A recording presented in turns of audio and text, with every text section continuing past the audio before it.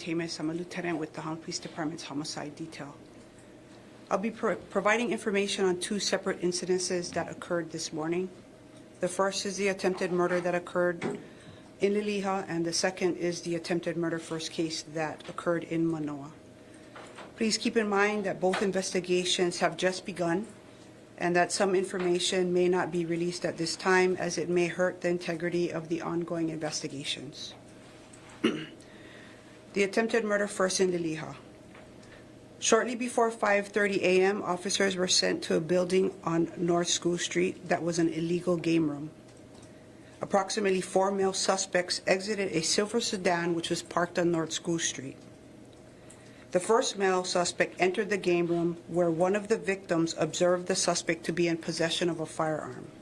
The victims were able to take the firearm from the suspect by striking him with a blunt object. The suspects sustained facial injuries from that strike. As this was happening, the other suspects attempted to gain entry into the game room and shot the two victims, causing them to sustain gunshot wounds. The suspects then fled in the silver sedan towards Likelike Highway on School Street. EMS treated 3 males at the scene before transporting them to a nearby hospital. An attempted murder in the first degree has been generated. One of the suspects, a 24-year-old male, has been identified and arrested for the attempted murder and firearm offenses, and charges are pending. The remaining suspects have not been identified. Investigation is ongoing. I'll take any questions for the attempted murder on Alihi Street. Okay. Murder in the first degree in Manoa. At approximately 9 a.m. today, officers responded to a Manoa home where they found 5 deceased individuals, an adult male, an adult female, and 3 juveniles, a 17-year-old, 12-year-old, and a 10-year-old. Their identities will be released by the medical examiner's office. The call was because a witness reported hearing an argument earlier in the morning.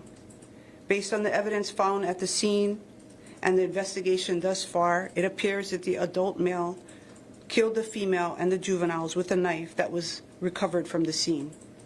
The motive is still under investigation.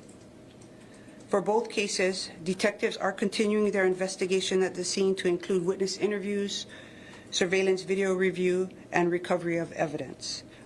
Both of our investigations are ongoing. Based on the investigations up to this point, this does not appear to be random acts. Anyone with information is asked to call 911 or Crime Stoppers. And I'll take some questions regarding the Manoa case, if anyone has questions. Were police called to the residence prior? The police were called at 8:30 this morning initially, and then they returned at 9:15, approximately 9:15. Did they leave?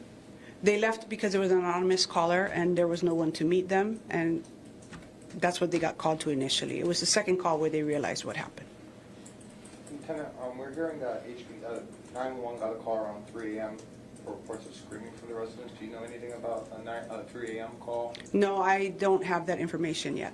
That's all part of our investigation. If it did, we'll find it out later. What are the ages of the adults?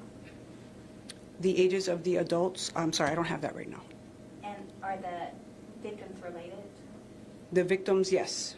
It appears to be the father, his wife, husband and wife. Husband is the person that killed his wife and his 3 children.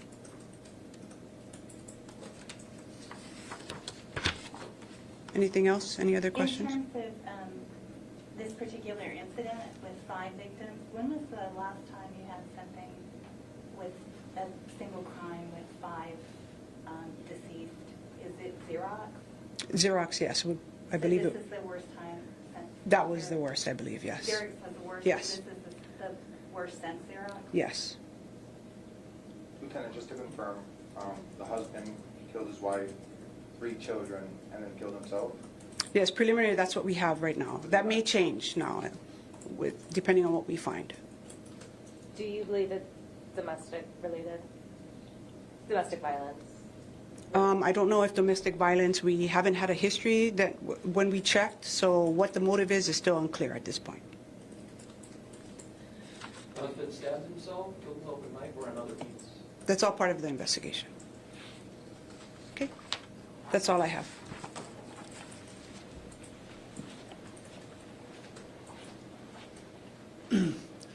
Thank you for the opportunity. I'd like to, give my, our heartfelt condolences out to the families that are impacted by what happened this morning in Manoa, and also to those that are impacted in what's going on. There were several incidents that happened over the weekend.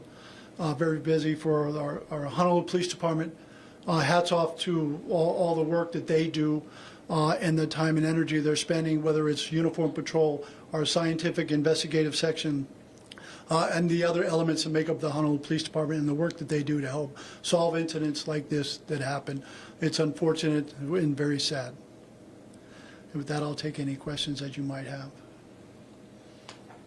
This was the first time I've seen you at a crime scene here, and the chaplain. How terrible was this scene this morning? Well, it's not the first time I've been at a crime scene. I have gone to other ones. I didn't go inside the scene. I was there more as a comfort and a moral support for the officers, and talking to the officers that initially went into the scene, to talk to them to ensure they're, mentally, physically fit to continue their job, which they are.